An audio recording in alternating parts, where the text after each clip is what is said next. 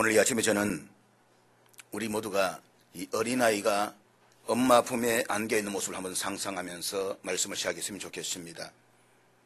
엄마 품에 안겨서 행복하게 잠들어 있다거나 아니면 맛있는 음식을 먹고 있는 아이를 한번 상상해 보십시오. 아마 세상에서 이 아이만큼 평온하고 행복한 모습은 없을 것입니다. 그런데 이 아이가 엄마의 품이 아니라 다른 사람의 품에 안기는 순간 눈동자가 바뀌기 시작합니다.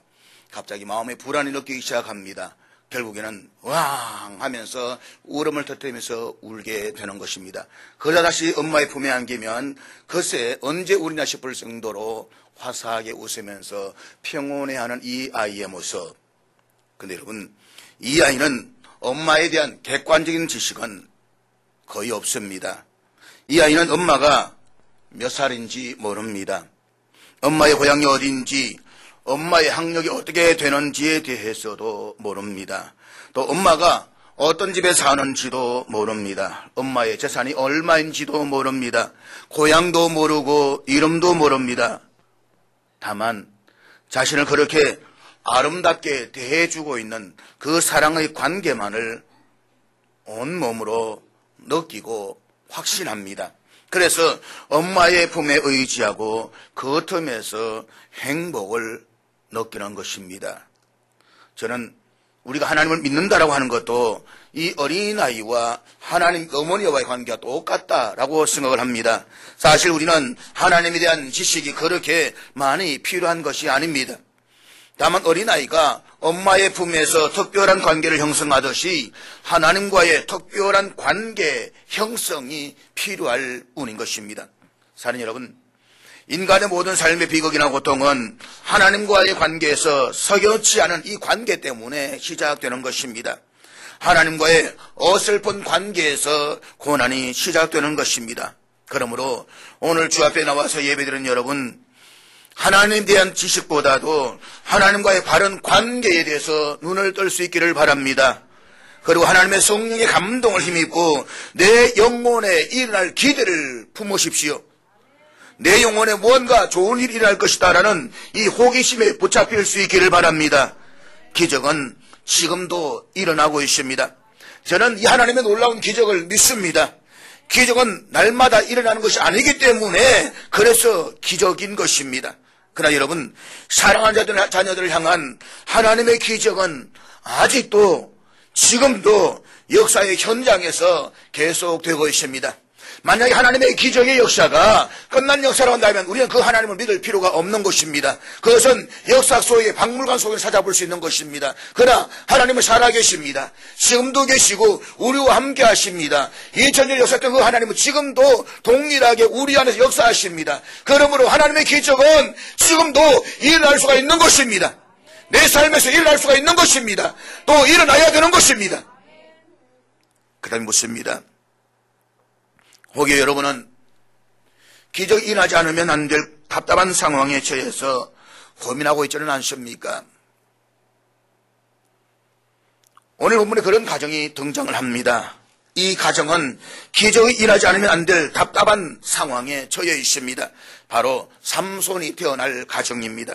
본문 2절은 이 가정의 상황에 대해서 이렇게 소개하고 있습니다. 소라 땅에 단 지파의 가족 중에 마누아라 이름하는 자가 있더라. 그의 아내가 임신하지 못함으로 출산하지 못하더니 이들 부부에게는 자녀가 없었습니다.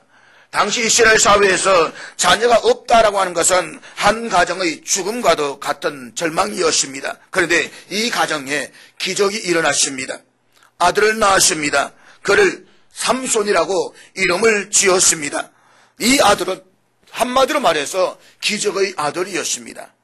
우리 본문을 읽으면서 이들의 가정에 이처럼 기적이 일어날 수 있었던 배경이 무엇인지에 대해서 관심을 가져야만 합니다. 그렇다면 이들 가정의 부부가 이런 기적을 경험하게 되는 원인이 무엇일까요? 첫째는 하나님의 은혜입니다. 인간이 이 땅에 태어나 살아가면서 누릴 수 있는 최고의 기쁨은 하나님의 은혜를 누리는 것입니다.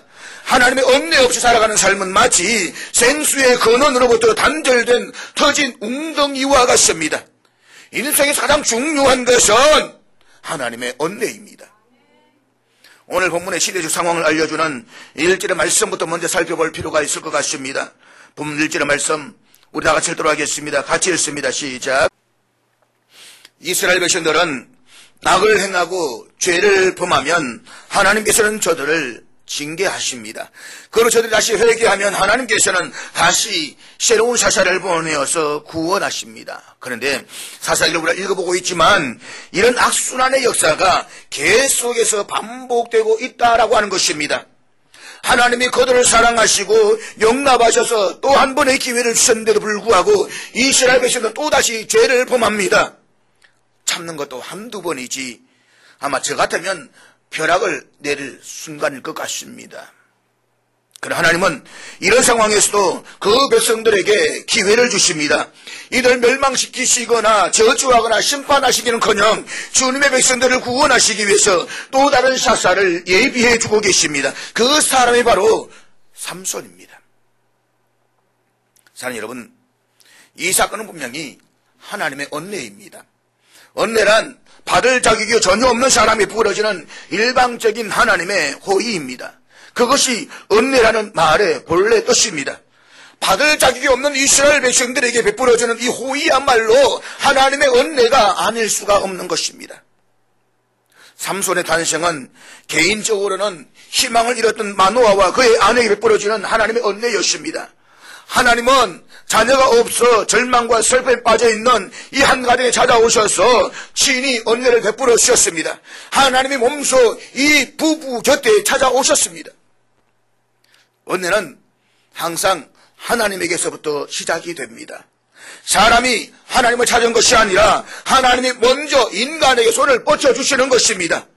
하나님이 세상을 이처럼 사랑하사 독생자를 주셨으니 그렇습니다. 은혜의 사역은 언제나 하나님 편에서 먼저 시작되는 것입니다. 마노의 아내에게도 하나님께서 먼저 찾아오셨습니다. 성경을 보십시오. 이들이 먼저 기도했다거나 이들이 먼저 하나님께 도움을 요청했다는 말이 전혀 없습니다. 오늘 하나님께서 이 마노아의 아내에게 찾아오셨습니다. 이 여인의 이름은 성경에 밝혀져 있지 않습니다. 이름도 모르는 이 여인에게 하나님이 천사의 모습으로 친히 방문해 주셨습니다. 마노아 부부는 자기를 찾아온 분이 하나님의 천사라는 사실을 알지를 못했습니다. 하나님 오랜 사람 같다라고 하는 느낌은 받았지만 정확하게 알지를 못했습니다. 이후에 그들은 여호와의 사자에게 이름을 묻습니다. 그것이 본문 18절 말씀에 나오는데 우리 그 대답을 한번 같이 읽도록 하겠습니다. 본문 18절 말씀 우리 다 같이 읽겠습니다. 시작. 마노아의 아내에게 하나님께서 천사를 통해 찾아오셨습니다. 그런데 마노아가 보지를 못했습니다. 하나님 도와주십시오. 내 아내가 오시던 그 사자를 다시 한번 내게 보내주십시오. 그래서 하나님께 그 사자를 보내주셨습니다. 그럼 묻습니다. 당신이 누구입니까? 이름이 어떻게 됩니까? 라고 했더니 하나님께서 자신의 이름을 기묘자라고 했습니다. 영어 성경인 NIV 성경에 보면 Beyond Understanding 이라고 되어져 있습니다. 이해할 수 없는 이라는 말입니다. 이해할 수 없는.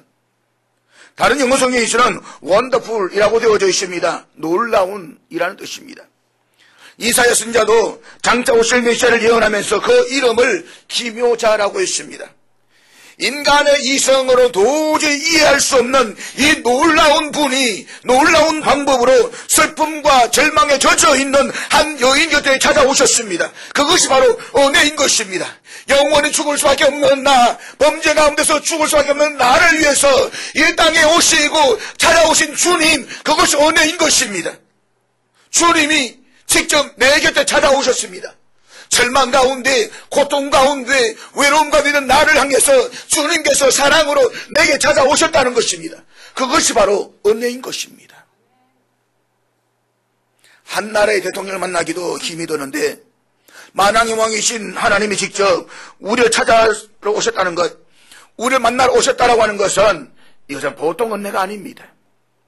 그런데 기억하십시오. 마노아의 가정이 받고 있던 고통을 해결하시고 그 시대에 새로운 희망을 주기 위해 친히 찾아오신 하나님의 은혜는 지금도 계속되고 있다는 것입니다. 그 하나님 지금도 우리 곁에 찾아오기를 원하고 계신다는 것입니다. 그 하나님 지금도 우리를 찾아오셨다라고 하는 것입니다. 성경에 보면 이 은혜를 사모해서 기적을 낳은 인물이 있습니다. 바로 롯입니다. 모압 여인이었던 룻은 남편을 잃은 뒤에 시어머니를 따라서 남편의 고향인 베들레헴에 와서 살았습니다. 룻은 이삭을 죽이면서 건건히 생활을 했습니다. 그런데 룻 앞에 하나님 보내신 한 남자가 등장을 합니다.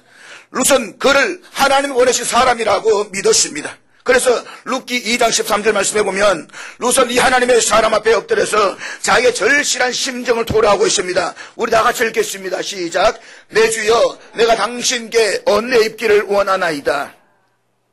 하나님은 이 모압의 여인에게 은혜를 베풀어 주셨습니다. 이때부터 룻의 삶에 기적이 일어났습니다. 그렇습니다. 모든 기적은 하나님의 은혜 때문인 것입니다. 전능하신 하나님의 주권적인 은혜가 기적의 원천인 것입니다. 잊지 마십시오. 하나님의 은혜는 내 삶에 기적을 낳는 중요한 요소인 것입니다. 사랑하는 여러분, 여러분 삶 가운데 기적이 필요하십니까? 절망 중에 희망이 필요하십니까? 전능하신 하나님, 자비하신 하나님을 믿고 그분께 모든 것을 맡기십시오. 그러면 하나님의 은혜와 사랑이 여러분에 임하여서 기적이 일어나게 될 것입니다. 기적은 옛날 이야기가 아닙니다. 오늘 우리의 시대에도 정말 필요한 것이 하나님의 은혜의 기적인 것입니다. 그리고 그 기적은 지금 또 일어납니다. 기적의 원천이 하나님의 은혜에 있음을 믿으시기를 바랍니다. 그리고 하나님의 은혜를 사모하십시오. 우리 하나님을 믿고 그분께 모든 것을 맡길 때에 하나님의 은혜와 사랑이 임해서 기적이 일어나게 될 것입니다. 둘째는 거룩함입니다. 거룩함이 있는 곳에 기적이 일어납니다. 하나님은 이스라엘 백성들의 범죄에도 불구하고 기적을 베풀어 주셨습니다. 이스라엘은 자꾸만 죄를 범하는데 하나님은 자꾸 저주 대신에 은혜를 베풀어 주십니다. 마치 사도 바울이 로마서에서 죄가 더한 곳에 은혜가 더욱 넘쳤다라고 한 말씀이 이와 같습니다. 그러나 이 말씀을 오해하지는 마십시오. 죄가 있는 곳에 은혜를 주시니까 더욱 큰 은혜를 받기 위해서는 더 악한 죄를 범해야 된다는 그런 말씀이 아닌 것입니다. 하나님의 사랑과 관용을 그런 식으로 오해해서 해석하면 안 되는 것입니다. 은혜의 기적이 나타나기 위해서는 죄에서 돌이키는 회개가 필요합니다. 죄가 있는 곳에 은혜를 베푸는 것은 사실입니다. 그러나 여기에는 반드시 한 가지 조건이 있습니다. 우리가 진지하게 죄를 떠나고자 노력하는 것, 회개의 눈물을 흘리면서 주님의 거룩하심을 사모하고자 하는 자세가 필요한 것입니다. 그때부터 비로소 기적이 일어나는 것입니다. 사랑하는 여러분, 하나님이 행하신 기적의 사건들을 한번 나열해 보십시오. 하나님께서 기적을 행하시기 이전에 반드시 요구하는 사항이 있습니다. 그것은 바로 거룩하라는 것입니다. 거룩하라. 이스라엘 백성들이 요단강을 건너는 장면을 한번 예로 들어보시길 바랍니다.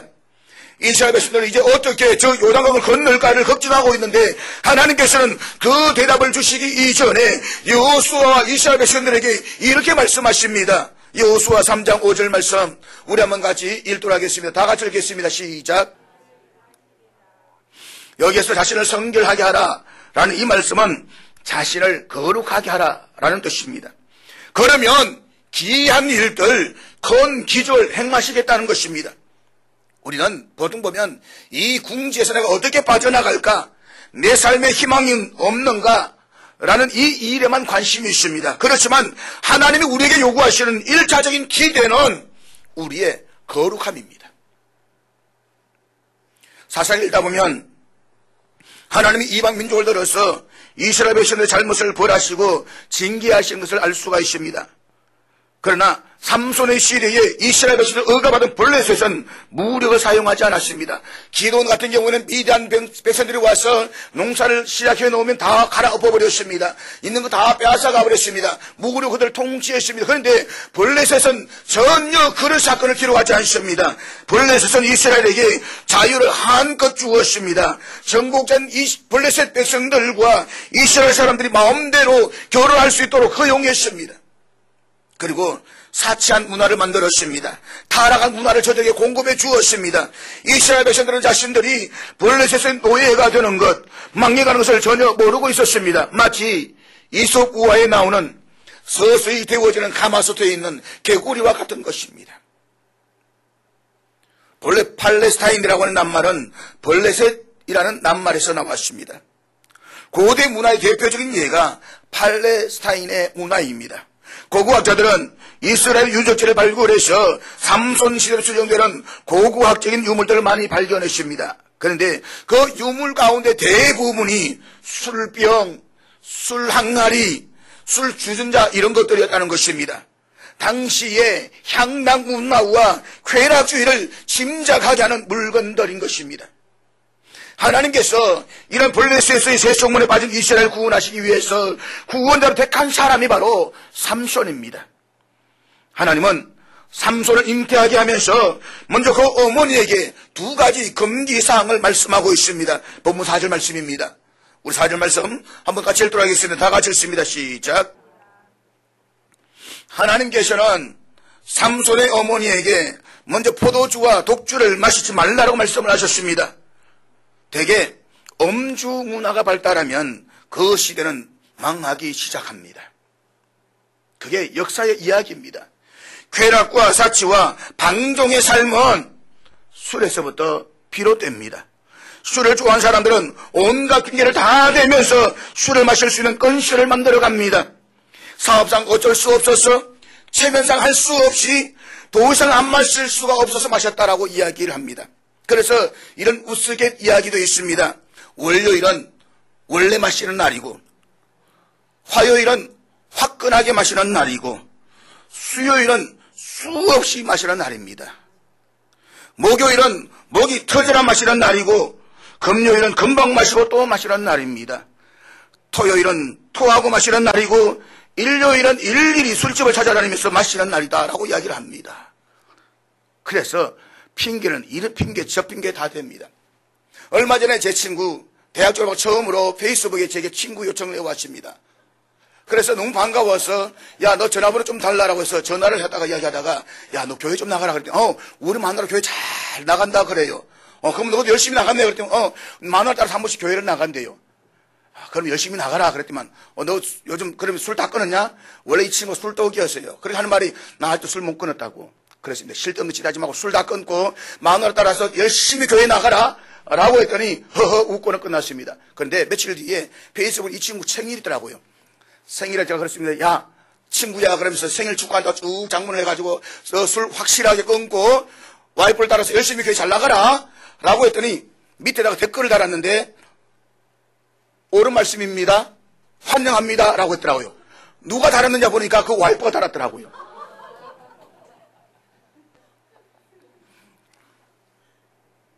여러분 우리나라에서 제일 많이 생기는 집이 술집과 교회라고 말합니다.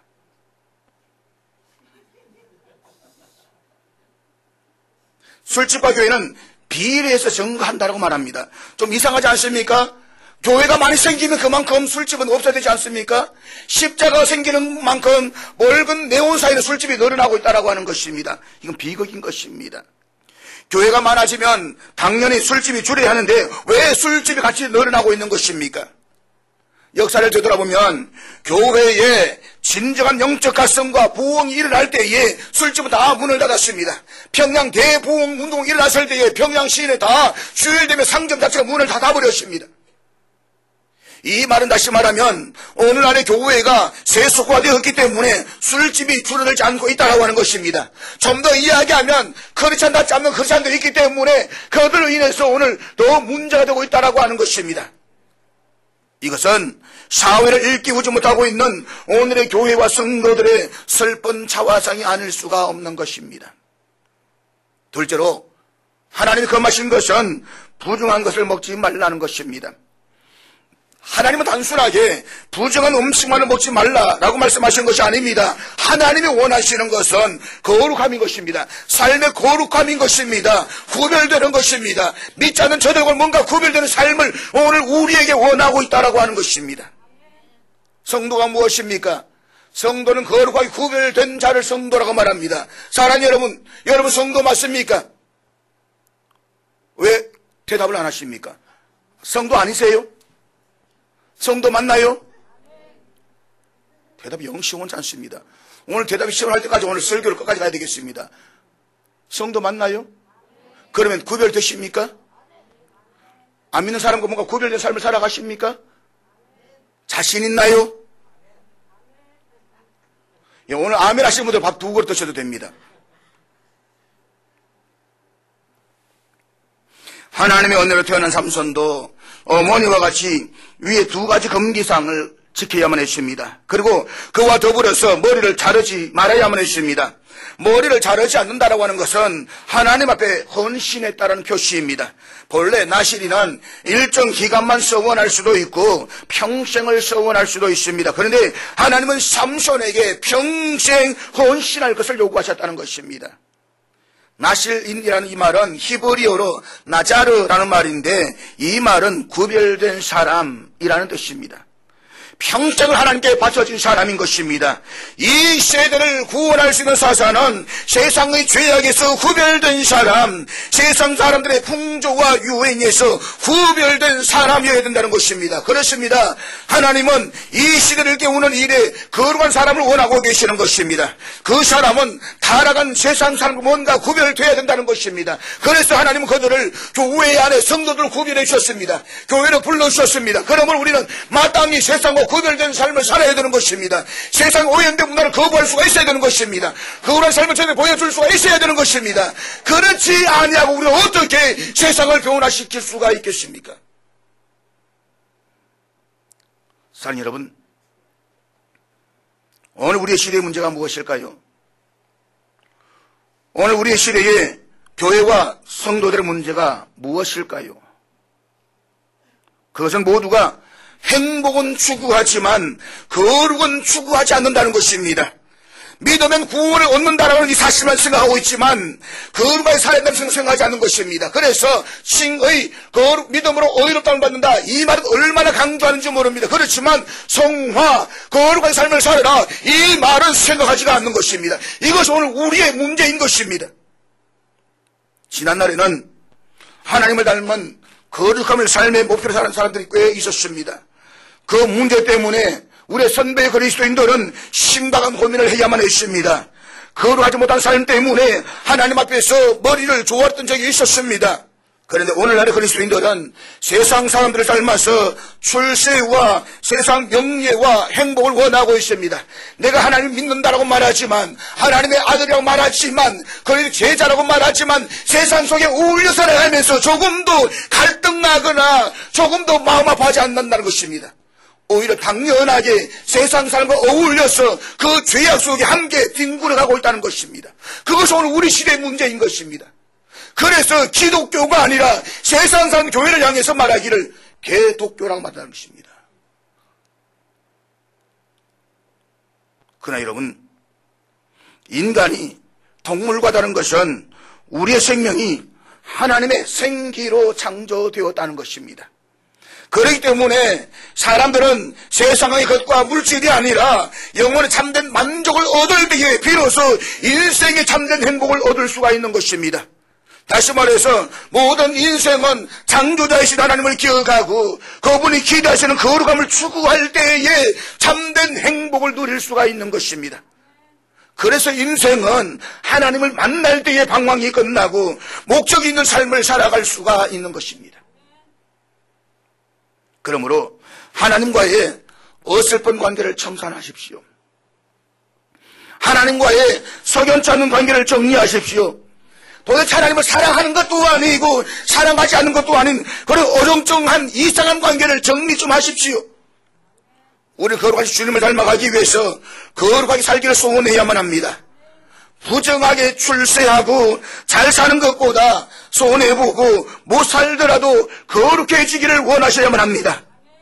죄를 지으면서 부자가 되는 것보다 가난하게 살더라도 주님의 거룩함을 본받아 사는 것이 우리 그리스도인이라는 사실을 잊지 말아야 되는 것입니다. 그리고 이 시대 속에서 하나님의 기적을 맛보며 사는 방법이 거룩함에 있다는 사실을 잊지 마십시오.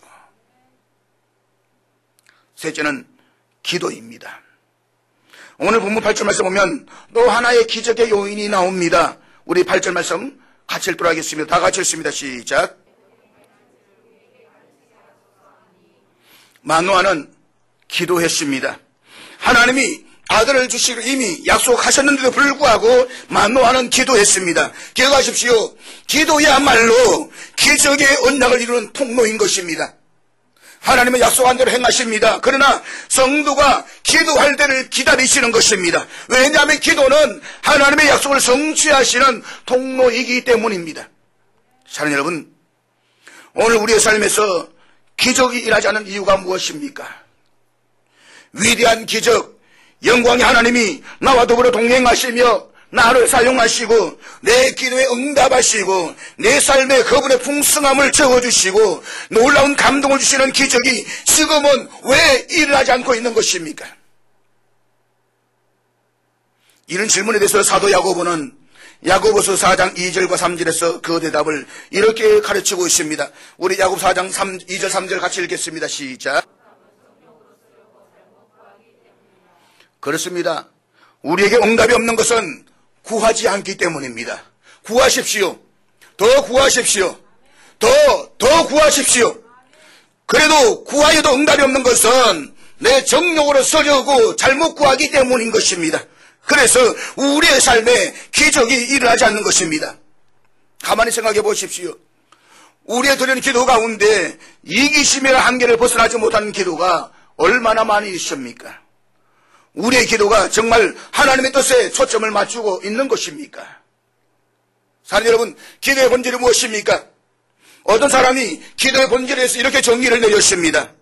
참된 기도는 나의 소망, 내 뜻을 하늘에서 응답받는 것이 아니라 하나님의 뜻을 이 땅에서 나의 삶에서 이루는 것이다. 그것이 기도이다.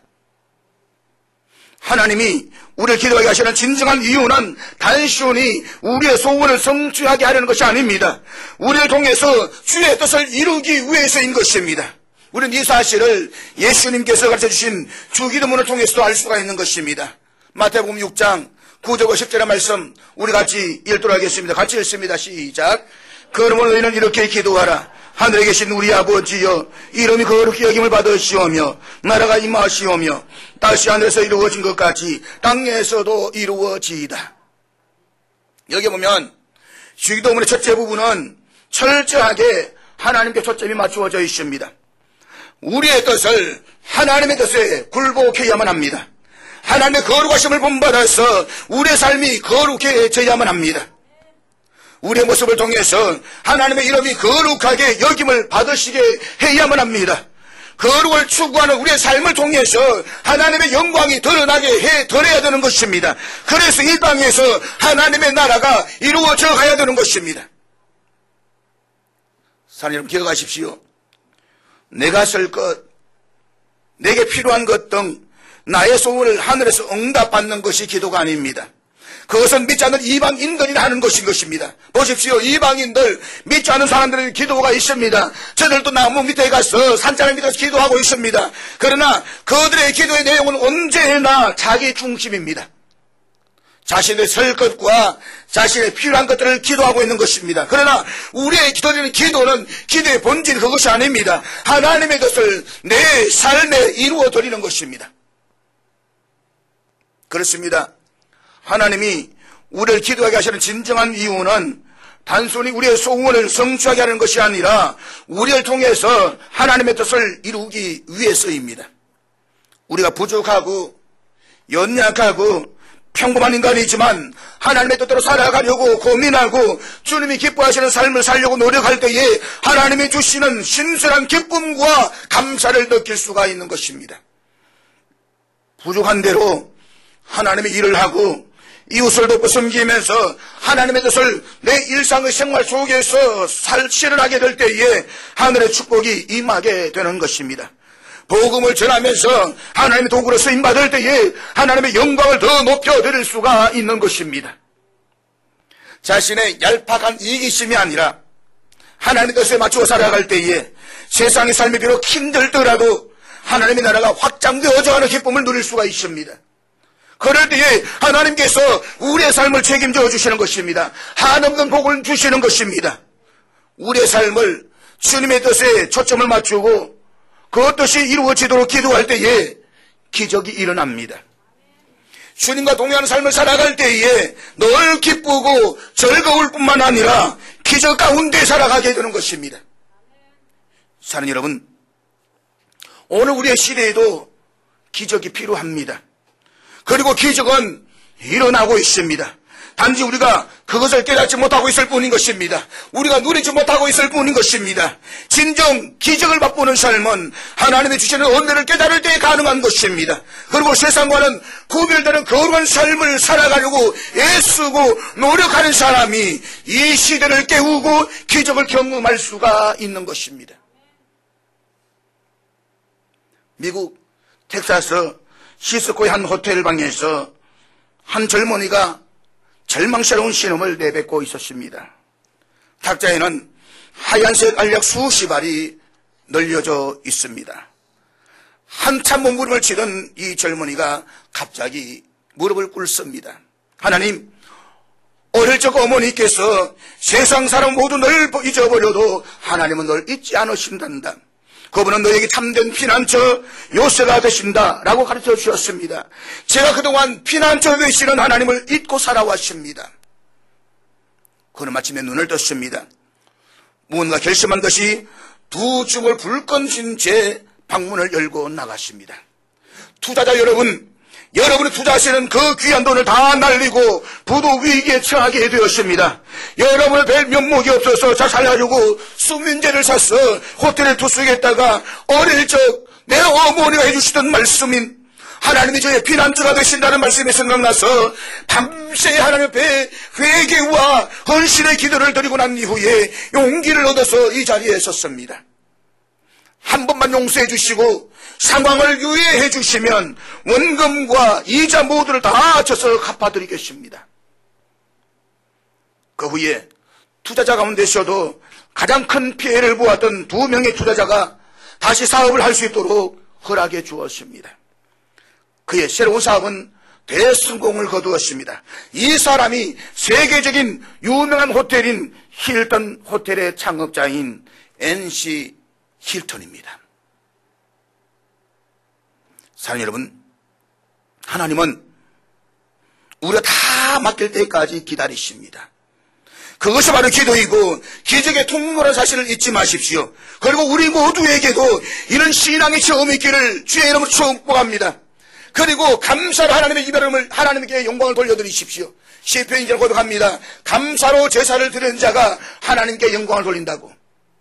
한 주간 지나면서 지나온 삶을 돌아보면서 내 감사가 무엇일까? 하나님 내 삶을 지켜주시고 내 삶을 이끌어서 모든 것을 돌아보는 가운데서 여러분 오는 추수감사절이 여러분 정말로 감사로 기적을 낳는 아름다운 예가 될 수 있기를 주님의 이름으로 축복합니다.